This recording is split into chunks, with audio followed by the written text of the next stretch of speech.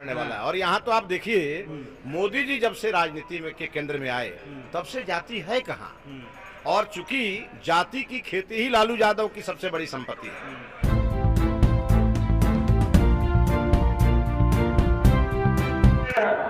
नामांकन समारोह में उपस्थित भारतीय जनता पार्टी के नेता और बिहार के लोकप्रिय उप मुख्यमंत्री आदरणीय विजय सिन्हा जी, इस मंच पर उपस्थित बिहार के लोकप्रिय मंत्री आदरणीय सरवर कुमार जी, लोकप्रिय मंत्री और भारतीय जनता पार्टी के पूर्व अध्यक्ष आदरणीय मदन पांडे जी, आदरणीय ऋतुराज सिन्हा जी, जनता दल यूनाइटेड के नेतागण, सभी लोक जनशक्ति पार्टी के नेतागण, हिंदुस्तानी आवाम मोर्चा के नेतागण और सभी राष्ट्रीय लोक मोर्चा के नेतागण और इस मंच के सामने उपस्थित सभी नौजवान साथियों, बुजुर्गों, माता बहनों, आज आपके बीच में मतदान के लिए वोट मांगने आया और भारत तब बनेगा जब बक्सर से कमल खिलेगा।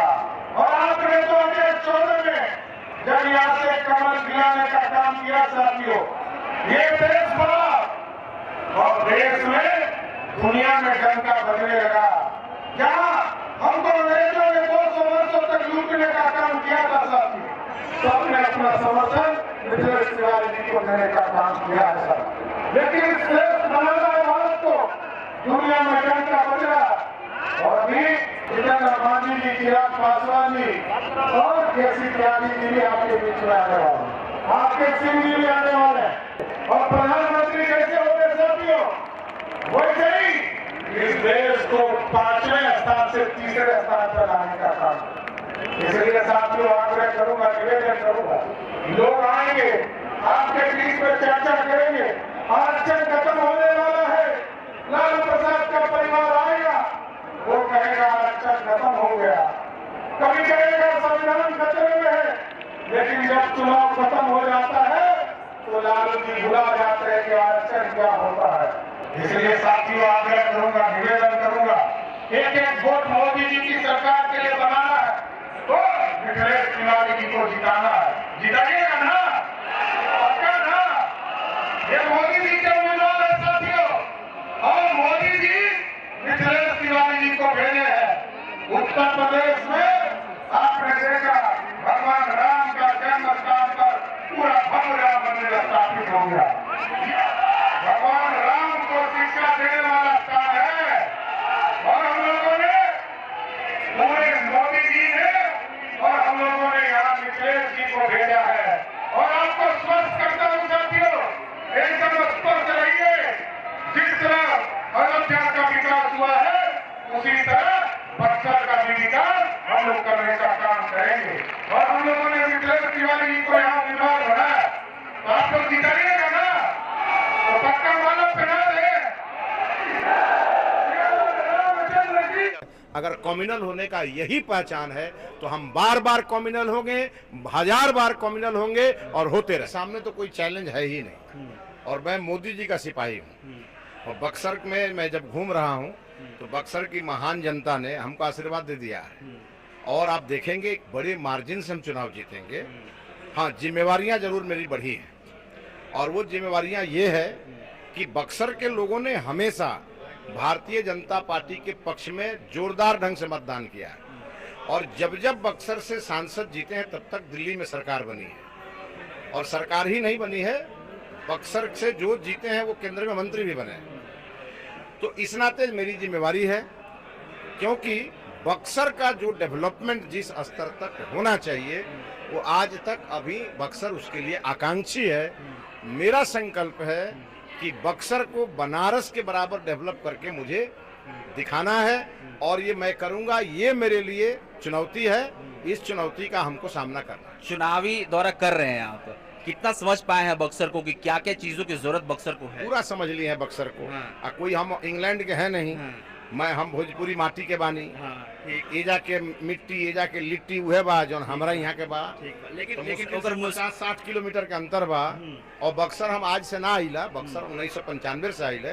तो बक्सर के हर गांव से और बक्सर के हर पांव से हम परिचित बने। जगन्नाथ सिंह के बेटे यहाँ से आपके अपोजिशन में हैं, चैलेंज है क्या? कोई नहीं है। हम लोग तो जीवन भर परिवारवाद से लड़ते आए हैं, चाहे मोदी जी हो चाहे हम हो। मोदी जी कांग्रेस के परिवारवाद से लड़े और हम यहाँ राजद के परिवारवाद से लड़ रहे हैं। तो ये हम लोगों की आदत है परिवारवाद से लड़ने के लिए। अच्छा। उनके पास परिवारवाद है, हमारे पास राष्ट्रवाद है और विकासवाद है। परिवारवाद का खात्मा राष्ट्रवाद और विकासवाद से करेंगे। 20 में विधानसभा चुनाव हार गए थे, इस बार लोकसभा एक बड़ा क्षेत्र हो जाता है। 2015 में जीते भी थे, ये भी कहिए। वो तो आप 15 में जीते ही थे, लेकिन इसके बाद 20 15 में हार तब गए। जीते थे हाँ। जब 15 में नीतीश जी का गठबंधन हमारे साथ नहीं था और भाजपा उस समय सबसे बुरे दौर से गुजरी थी। तो अब 15,000 से जीत के आए थे और हम वहां भी परिवारवाद को ही हरा के आए थे। 20 में इसलिए हार गए कि पूरा बाढ़ में ही मेरा चुनाव हुआ। आप पता करिएगा, हमारा जो विधानसभा था वो लगभग 40 किलोमीटर गंडक का पूरा वो एरिया है। कवर किए भी थे। हाँ, और वो पूरा बाढ़ में डूबा हुआ था। तो बहुत जगह तो हम जा भी नहीं पाए क्योंकि जाने का कोई रास्ता नहीं था। और उस विषम परिस्थिति में ही मुश्किल से 9-10 हजार वोट से हम चुनाव हारे। तो हमको तो अब ये लगता है कि प्रकृति के कारण वहाँ हारे और आज प्रवृत्ति के कारण, क्योंकि हम राम भक्त हैं, ये मेरी प्रवृत्ति है और राम जी के शिक्षा स्थली का सेवा करने का हमको मौका मिला है। तो शायद वहां से हम हारे नहीं होते तो बक्सर पधारे नहीं होते।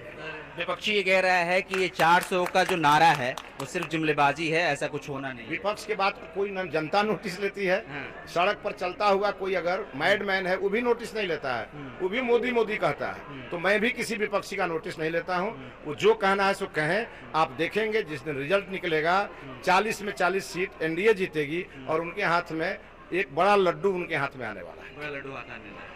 और लालू यादव का चेहरा, तेजस्वी यादव का चेहरा भी कोई मायने नहीं लालू यादव तेजस्वी यादव को जितना मैं जानता हूँ उतना कोई नहीं जानता। मेरे ही जिले के तो हैं और आज तक कभी लालू यादव गोपालगंज से चुनाव लड़ने की हिम्मत नहीं किए क्योंकि वहाँ के सब लोग उनको जानते हैं और यहाँ के लोग उनको ठीक से जाने, इसी के लिए मैं यहाँ आया हूँ। मैं बता रहा हूँ कि लालू यादव क्या चीज है। अच्छा, ये बताइए कि अभी जैसे आप जा रहे हैं लोगों के पास, तो आपका पहला अप्रोच जो जनता से है वो किस तरह का है, क्या कहते हैं जनता से? मैं तो जाता हूं तो मुझे देख के ले, जैसे लोग देखते हैं कि ये मोदी का हनुमान आ गया तो लोग हमको बिना कहे लोग ही कहते हैं जाइए जाइए, कोई चिंता की बात नहीं है, इस बार 2 लाख पार, कोई कहता है 3 लाख पार। तो इतना जबरदस्त हमको समर्थन मिल रहा है। मैं जीवन भर बक्सर वासियों का ऋणी रहूंगा। अश्विनी चौबे का टिकट कटने से कुछ लगता है कि यहाँ लोगों के बीच फर्क पड़ा है इस चीज का? देखिए, ये आकलन करने की जिम्मेवारी मेरी नहीं है। अश्विनी चौबे जी हमारे बड़े भाई हैं, बड़े भाई थे, बड़े भाई रहेंगे। वो 2 बार यहाँ से प्रतिनिधित्व किए, उन्हीं के आशीर्वाद से मैं यहाँ चुनाव भी लड़ रहा हूँ। काफी उस समय दिखा, नाराजगी दिखा उनमें। नहीं, वो किसी और चीज को लेकर रखा। मेरे लड़ने को लेकर आज तक उन्होंने कुछ नहीं कहा है, आगे भी कुछ नहीं कहेंगे। और आप देखिएगा वो खुद बक्सर आके आशीर्वाद देके जाएंगे।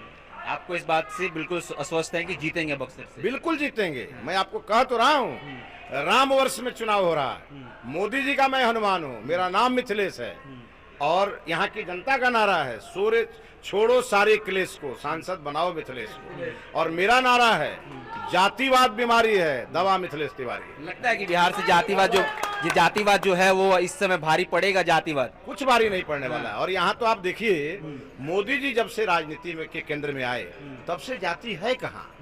और चूंकि जाति की खेती ही लालू यादव की सबसे बड़ी संपत्ति है, तो ये कर रहे हैं। और लालू जी तो कितना बार आए हैं और कितना बार गए हैं। इन लोगों को डर है कि तीसरी बार मोदी जी आएंगे तो पता नहीं और कितने अंदर जाएंगे। संविधान खतरा में नहीं है, ये सब भ्रष्टाचारियों की कुर्सी खतरा में है और उसी को ये संविधान का चादर उड़ा करके और झूठा प्रचार करते हैं। संविधान में तो खास खतरे में 370 धारा संविधान से ही तो मोदी जी ने हटाया। तो संविधान से जैसे ही 370 धारा हटा तो जम्मू कश्मीर में पहले पत्थरबाजी होती थी और आज फूलों की वर्षा हो रही है। ये तो मोदी जी का कमाल है। राहुल गांधी कह रहे हैं कि आप भाजपा के शासन में जो SC ST OBC उनको खूब दबाया गया है। बताइए, राहुल गांधी जी कहते हैं आज देश की राष्ट्रपति कौन है?